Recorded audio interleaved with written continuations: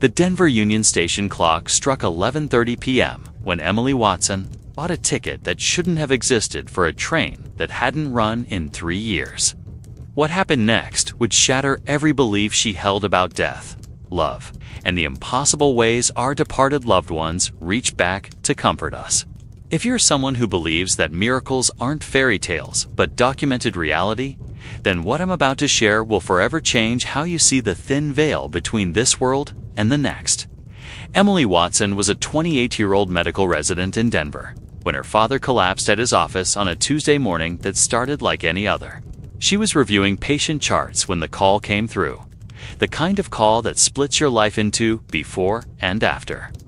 By Thursday evening, she was standing at his graveside, watching strangers lower the most important person in her world into the cold Colorado earth. But this story isn't about death.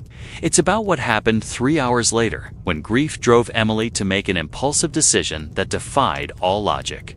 Despite everyone telling her the route had been discontinued, she walked into Union Station and bought a ticket for the 11:47 p.m. train to Boulder. What she discovered on that seemingly empty train would challenge every scientific principle she'd ever learned in medical school. The man who sat across from her in the dimly lit car spoke with a voice that made her heart skip. His mannerisms were eerily familiar, his phrases strangely comforting. But it wasn't until he began sharing intimate details about her childhood, secrets only one person in the world could have known, that Emily realized this encounter was beyond any earthly explanation. Security footage would later show Emily talking to an empty seat for the entire hour-long journey. The train she rode that night hadn't operated on that route in 3 years. The station master would swear no trains departed Denver that evening.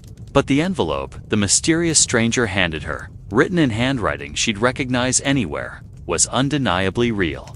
This is the kind of impossible story that transforms how you see reality itself. If you're someone who knows there's more to existence than what we can measure and prove, you're going to want to stay with me as I share every documented detail of Emily's divine encounter. Because what happened on that last train home will either expand your understanding of love's eternal nature, or challenge you to reconsider everything you thought you knew about the boundaries between heaven and earth. Tuesday morning arrived like any other in Emily Watson's carefully ordered world. The March sun cast long shadows through the windows of Presbyterian St. Joseph Hospital as she reviewed patient charts in the residence lounge, her coffee growing cold beside a stack of medical journals. At exactly 9:42 a.m., her phone buzzed with a number she didn't recognize. "Is this Emily Watson?" The voice belonged to a woman who sounded tired, professional, distant. "Yes, this is Dr. Watson. This is Rebecca Martinez from Colorado General Hospital. Your father, David Watson, was brought in 20 minutes ago. He collapsed at his office. You need to come immediately." The clipboard in Emily's hands clattered to the floor. Around her, the familiar sounds of the hospital continued, unchanged beeping monitors, shuffling footsteps, muted conversations. But Emily's world had just tilted off its axis. Her father was 58, healthy, strong. He'd called her just Sunday to brag about beating his golf buddy Tom in their weekly match. The drive across Denver became a blur of red lights and racing thoughts. Her father had raised her alone after her mother died when Emily was 12. He'd been her rock, her advisor, her best friend. Every major decision in her life had been made with his gentle guidance, his unwavering belief that she could accomplish anything she set her mind to. "Pumpkin," he'd always say when she faced challenges, "the universe has a way of putting exactly what you need right in front of you. You just have to be brave enough to see it." At Colorado General, she found him in the ICU, surrounded by machines that beeped and hummed with mechanical precision. His face, usually animated with laughter and warmth, looked gray and still against the white pillow. The doctor, a young man who couldn't have been much older than Emily, spoke in careful, measured tones about massive heart attacks and minimal brain activity. "We've done everything we can," he said, his eyes kind but honest. "I'm sorry." Emily spent the next 36 hours in a chair beside his bed, holding his hand and talking to him about everything and nothing. She told him about her patients, about the research paper she was working on, about the hiking trip they'd planned for his birthday next month. She played his favorite jazz music on her phone and read him articles from the sports section about his beloved Broncos. On Wednesday evening at 6:15 p.m., David Watson took his last breath. The monitors fell silent, and Emily felt something fundamental break inside her chest. The next 18 hours passed in a haze of funeral arrangements, phone calls, and well-meaning friends who kept saying they were sorry for her loss. Emily moved through the motions like a sleepwalker, making decisions about flowers and caskets and burial plots while feeling completely disconnected from reality. The funeral service at Mount Olivet Cemetery was everything her father would have wanted. Simple, dignified, filled with the laughter of old friends sharing favorite memories. But as Emily stood beside the graveside, watching strangers lower her father's casket into the earth, she felt an overwhelming urge to run. By 9 p.m., she was back in her apartment, surrounded by casserole dishes from neighbors and sympathy cards that all said the same empty words. The silence felt suffocating. Every corner of her small home reminded her of conversations she'd never have again, advice she'd never receive, the warm voice that would never again call her pumpkin. She couldn't stay here. Not tonight. Without fully understanding why, Emily grabbed her jacket and headed for downtown Denver. Union Station glowed against the night sky, its historic architecture a comforting presence in her chaos. She'd always loved trains, ever since her father took her on the California Zephyr to visit her grandmother when she was 7.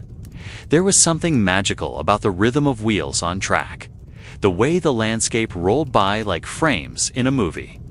At the ticket window, she asked about the next train to Boulder. The elderly clerk looked at her strangely. "Miss, we haven't run passenger service to Boulder in 3 years." That route was discontinued. But even as he spoke, Emily could see on the departure board behind him, Track 7, Boulder Local, 11:47 p.m. She pointed it out, and the clerk's expression grew confused.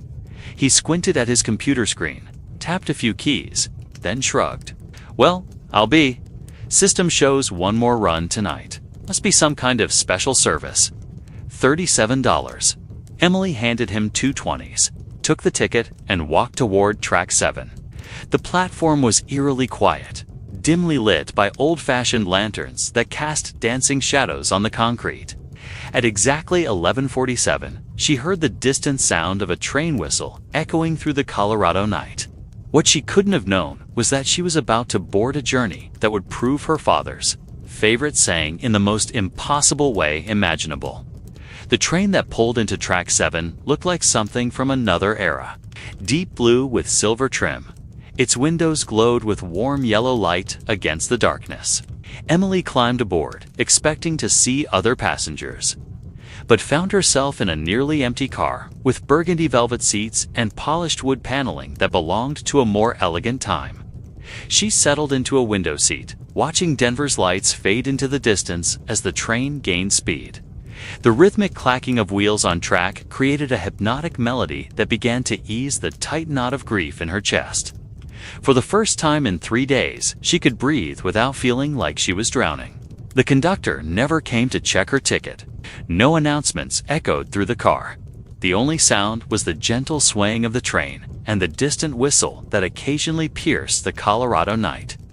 Emily closed her eyes and let herself drift, remembering Sunday afternoon phone calls with her father, his voice always brightening when she answered. "There's my brilliant daughter," he'd say. "Tell me about your week, pumpkin." She was so lost in memory that she didn't notice the man until he cleared his throat softly. Emily opened her eyes to find an elderly gentleman sitting directly across from her. He was impeccably dressed in a charcoal gray suit with a burgundy tie, his silver hair combed perfectly, his kind eyes behind wire-rimmed glasses studying her with gentle concern. "I hope you don't mind the company," he said, his voice carrying a slight rasp that spoke of age and wisdom. "These old night trains can feel quite lonely." Emily shook her head, surprised by how comforting his presence felt. "Not at all. I didn't see you bored. Sometimes we appear exactly when we're needed most," he replied with a smile that reached his eyes.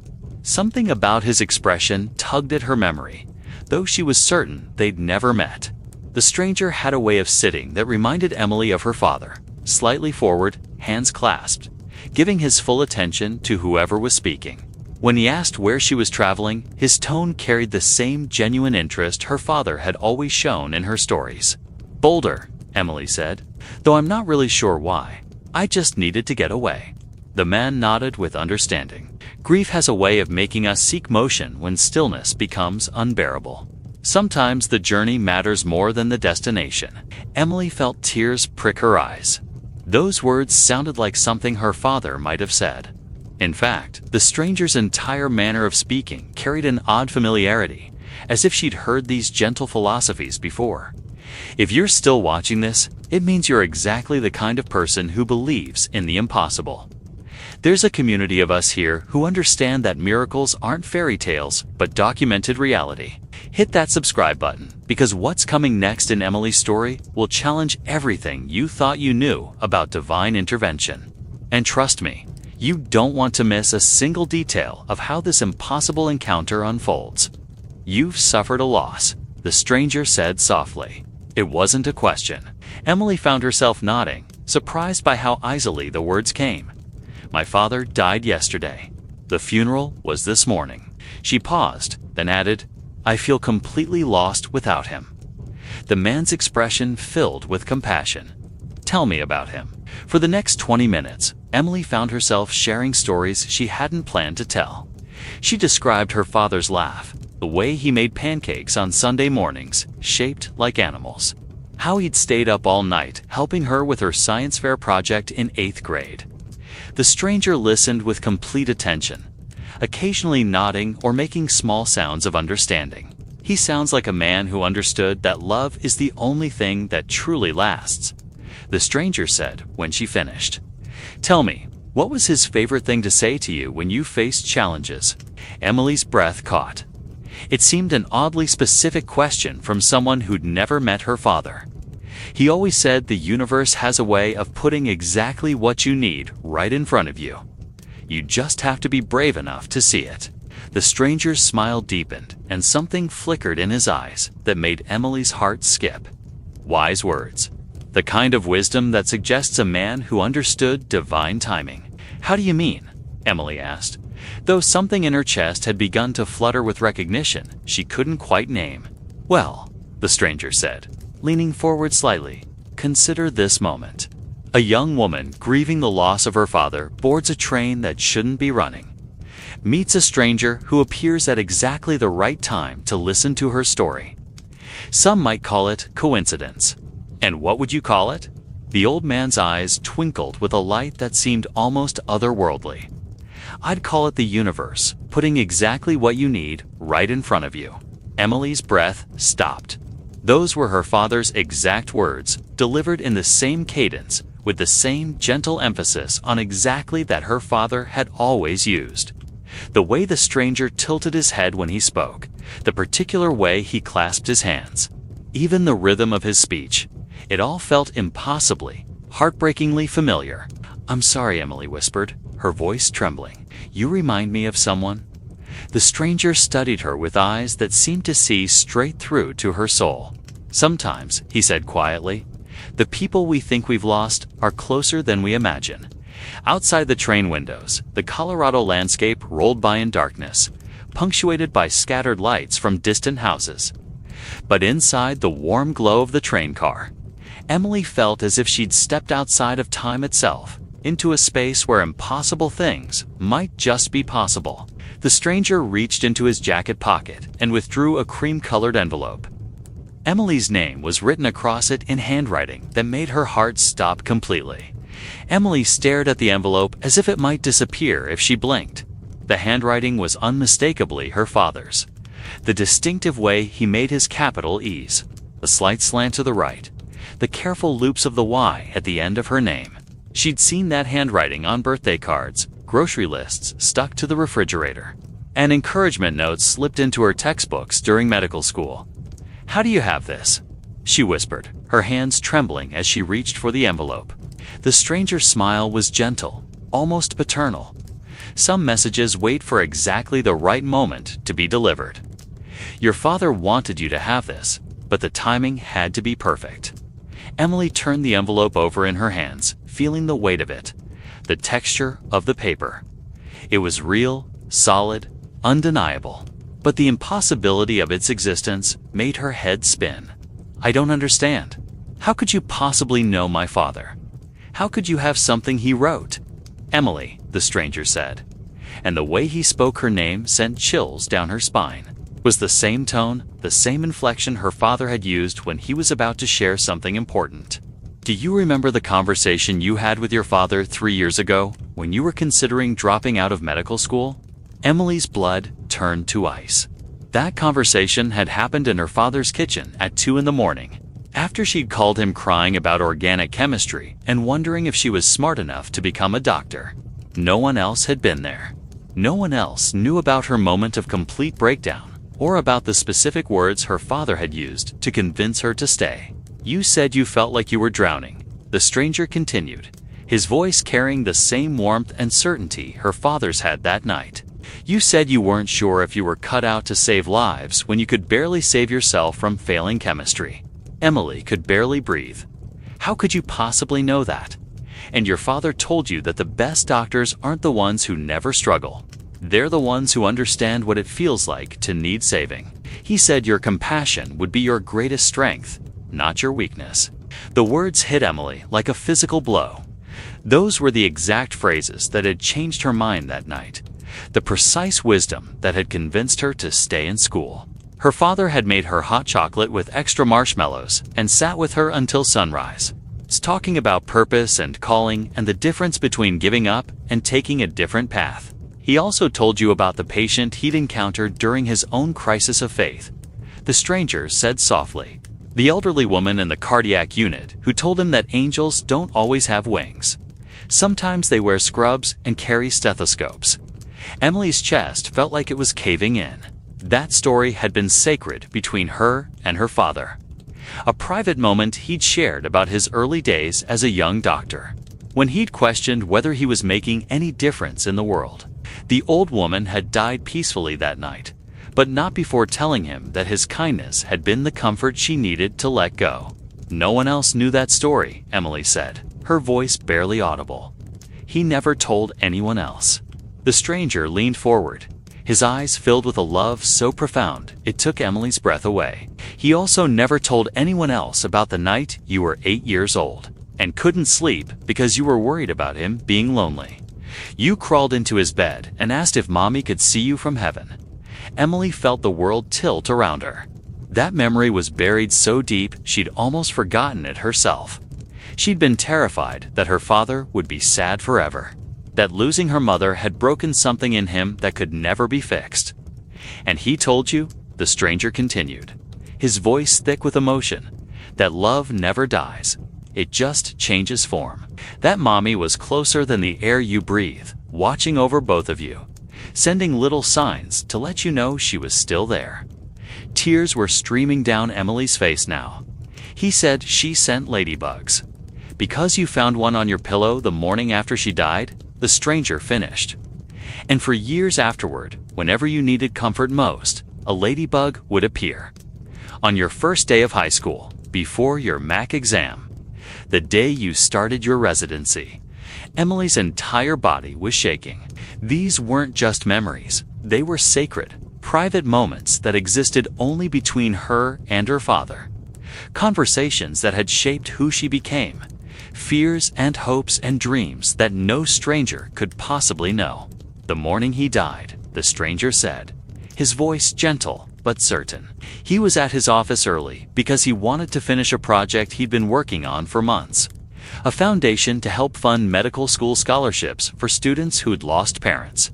He'd been planning to surprise you with it on your birthday. Emily gasped. Her father had been acting mysteriously excited about something in recent weeks, making phone calls he wouldn't explain and working late on his computer. She'd assumed it was another one of his business ventures. He named it the Sarah Watson Memorial Foundation, the stranger said, after your mother. The paperwork was on his desk when he collapsed. The train car seemed to blur around Emily as grief and wonder and impossible hope collided in her chest. She looked at the stranger's face, really looked at him, and saw familiar laugh lines around his eyes. The same gentle expression her father wore when he was proud of her. The same infinite patience he'd shown through every scraped knee and broken heart and academic crisis of her life. "Who are you?" she whispered, though her heart was beginning to whisper an answer that defied every law of physics and biology she'd ever studied. The stranger smiled, and for just a moment, his face seemed to shimmer in the warm light of the train car. "I'm someone who loves you very much, Pumpkin. Someone who needs you to know that death is not the end of love, only the beginning of a different kind of presence." Emily's hand flew to her mouth.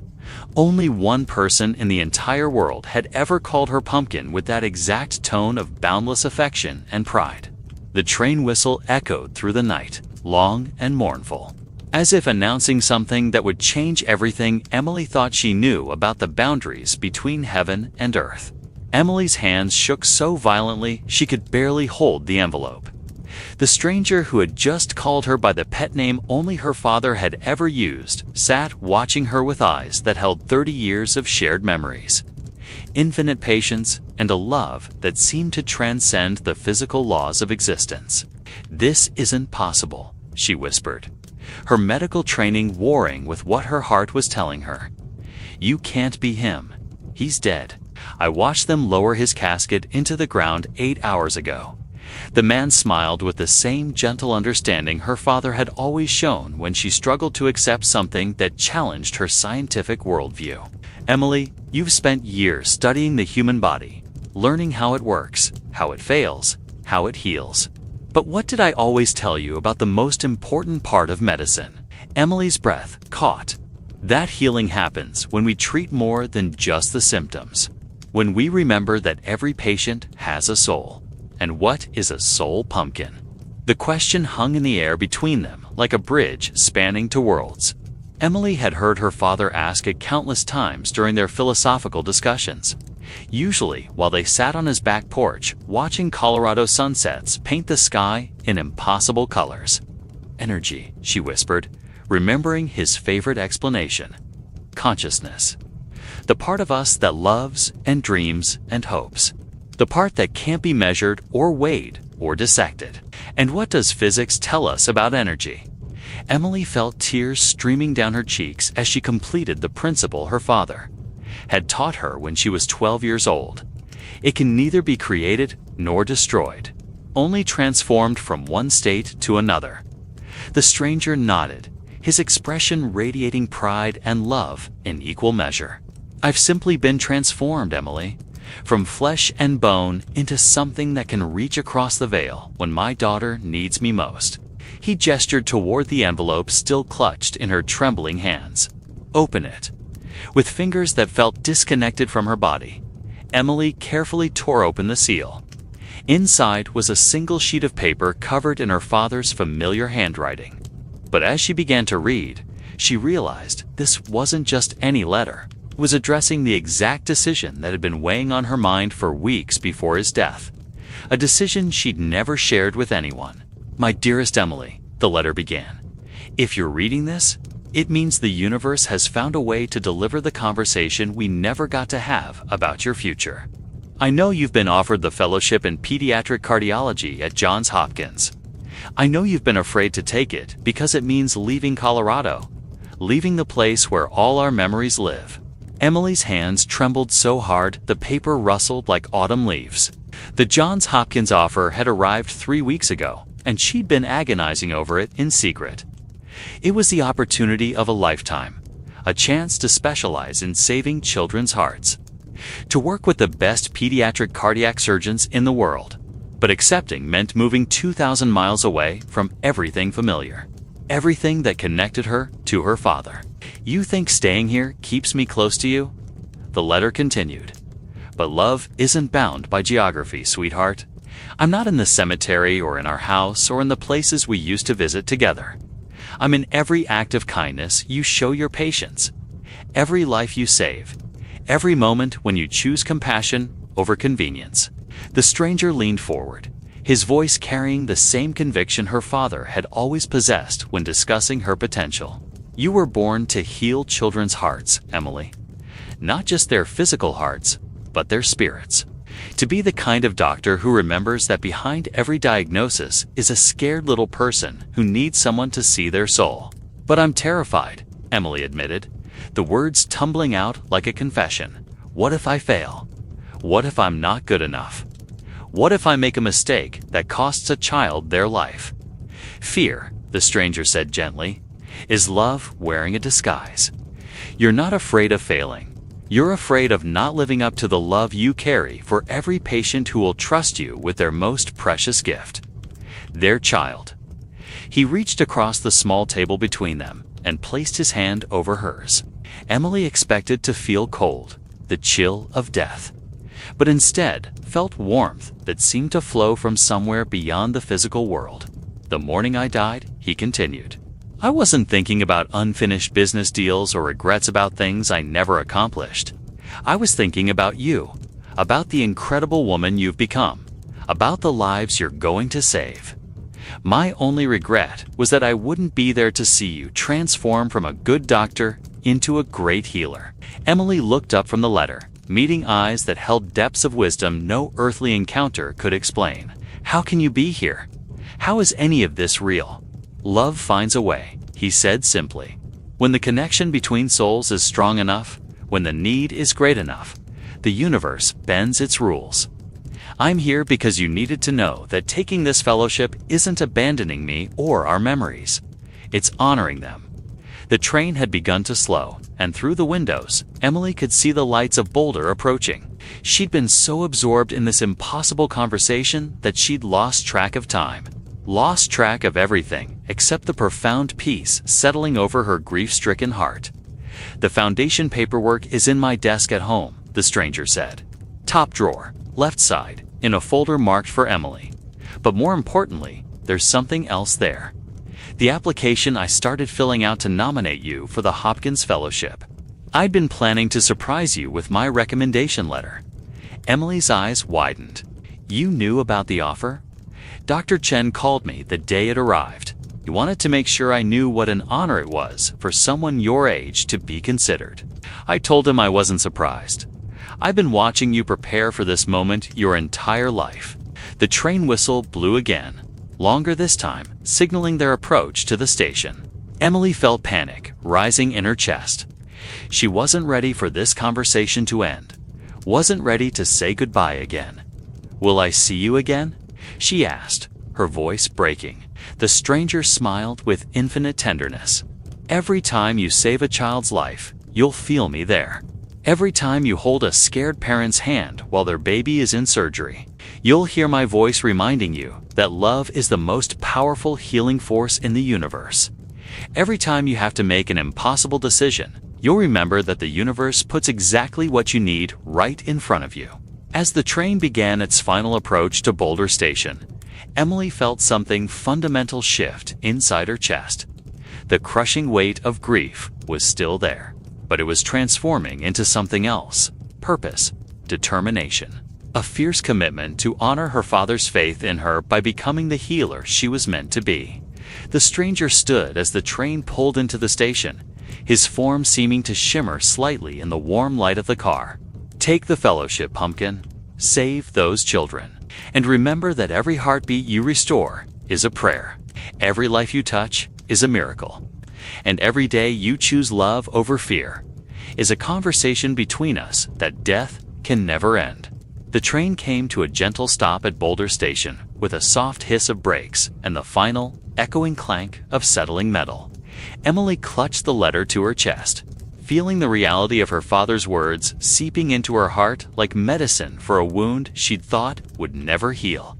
She turned to thank the stranger who had given her the most precious gift imaginable. One last conversation with the man who'd shaped her entire world, but the seat across from her was empty. Emily blinked hard, certain her grief-addled mind was playing tricks on her. She looked around the train car, expecting to see him walking toward the exit, perhaps gathering a coat or bag.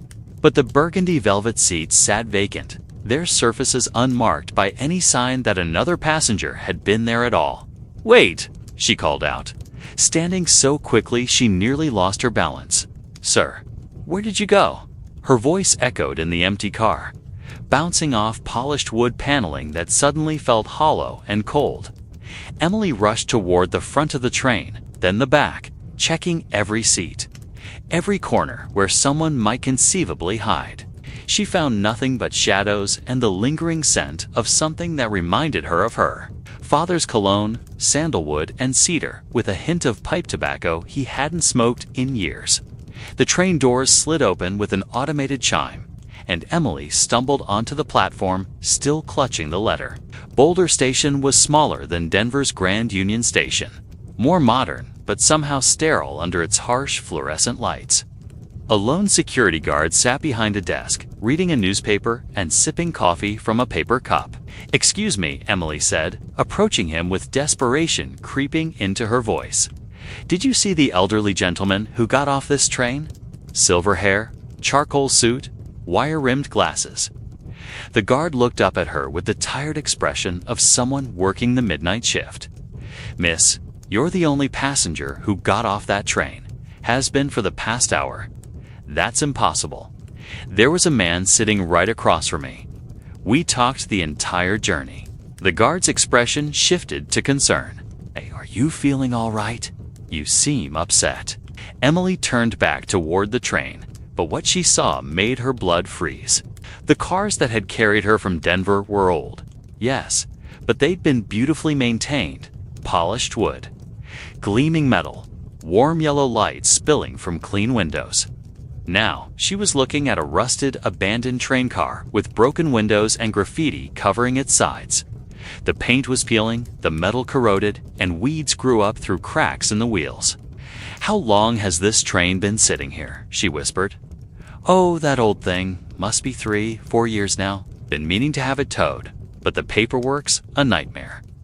Kids sometimes dare each other to climb inside, but mostly it just sits there collecting dust." Emily felt the world spinning around her.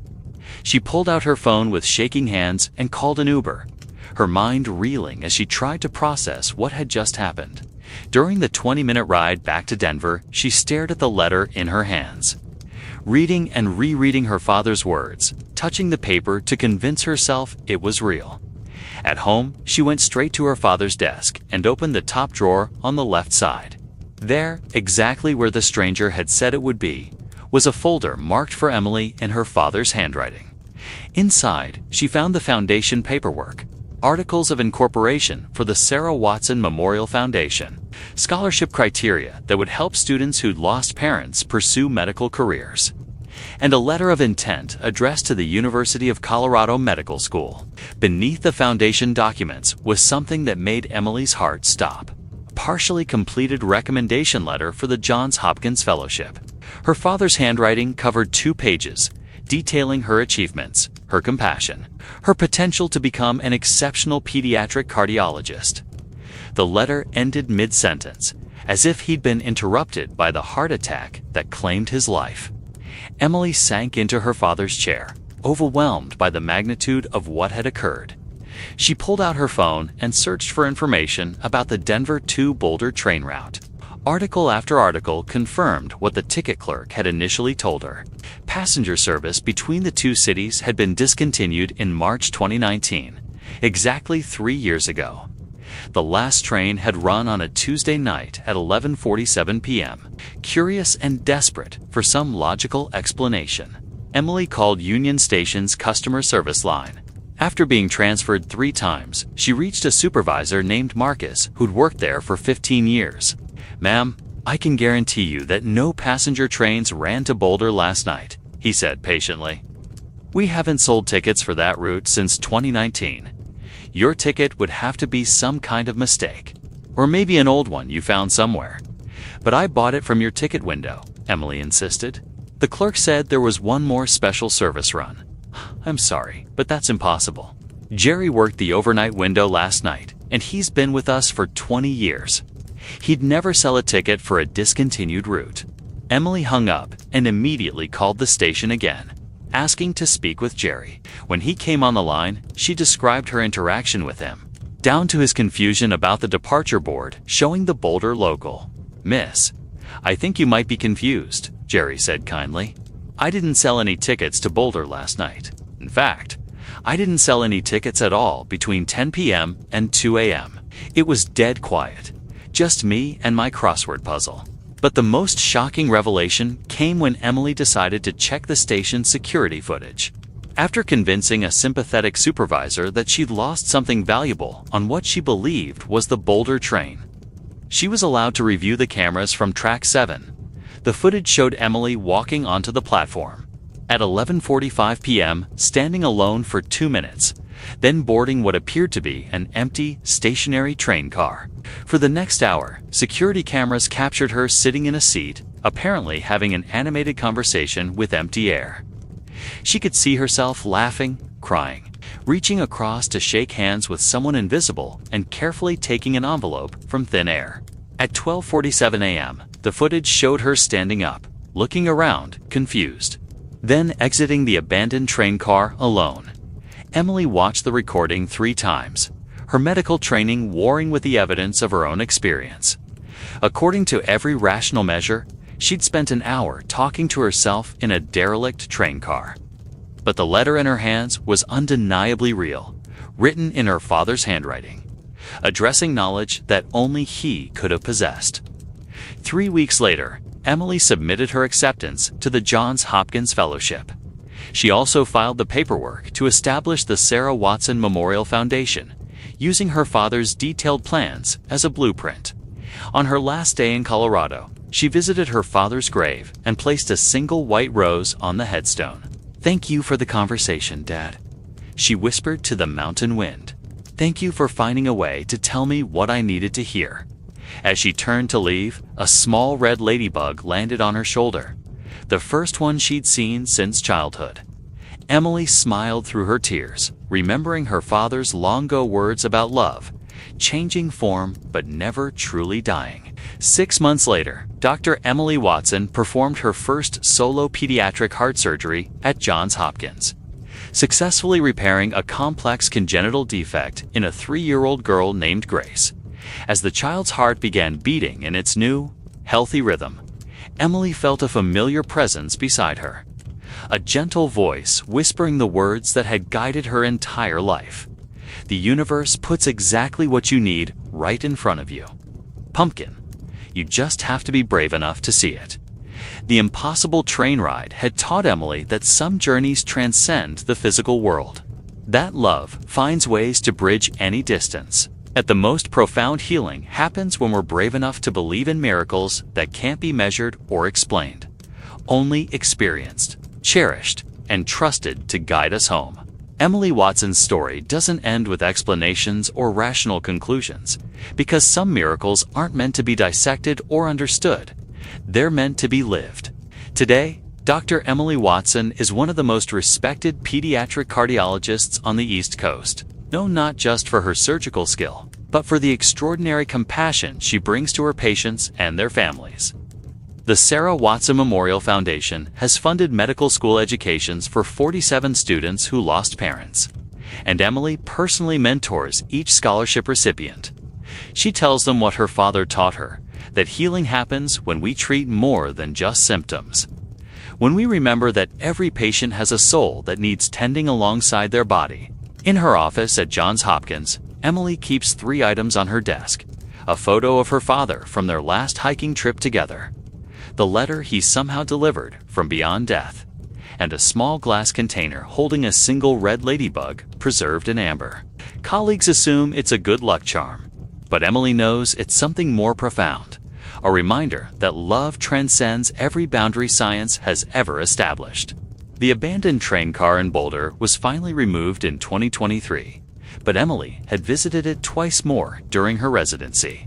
Both times, she sat in the same seat where she'd encountered her father's spirit, hoping for another impossible conversation. The encounters never repeated, but Emily came to understand that some miracles are perfect in their singularity. The universe had given her exactly what she needed at exactly the right moment. And asking for more would be missing the point entirely. When people ask Emily if she really believes her father visited her that night, she responds with the wisdom of someone who has learned to trust love over logic. "I know what I experienced. she says simply. And I know that it changed everything about how I understand life, death, and the infinite ways love continues to guide us long after we think we've said goodbye. The last train home wasn't a journey through Colorado's mountain landscape. It was a passage through the deepest mystery of human existence. Proof that the bonds forged in love are stronger than death, more enduring than time, and more real than anything our limited understanding can explain or contain. If Emily's story has touched something deep within your soul, it's because you already know a fundamental truth that our world often tries to convince you as to forget. Love is the only force in the universe that grows stronger when it's released, more powerful when it's shared, and more real when it transcends the physical boundaries we think define reality. Maybe you've had your own impossible encounter with someone you thought you'd lost forever. Maybe you felt a presence in your darkest moments that couldn't be explained but couldn't be denied. Maybe you're facing a decision right now that requires the kind of faith Emily discovered on that last train home, the courage to trust that the universe really does put exactly what you need right in front of you. Your loved ones who have passed aren't gone. They've simply been transformed into a different kind of presence, waiting for the perfect moment to remind you that death is not the end of love, but the beginning of its most profound expression. There in every act of kindness you show, every dream you pursue despite your fear, every moment when you choose hope over despair. The train that will carry you to your own miraculous destination might not look like Emily's midnight journey through Colorado. It might be a phone call that changes everything, a stranger who appears exactly when you need them most, or a decision that terrifies and exhilarates you in equal measure. But it's coming, and when it arrives, you'll recognize it by the way it makes your soul feel both completely safe and utterly transformed. Trust the journey. Board the train. Your own impossible story is waiting to unfold.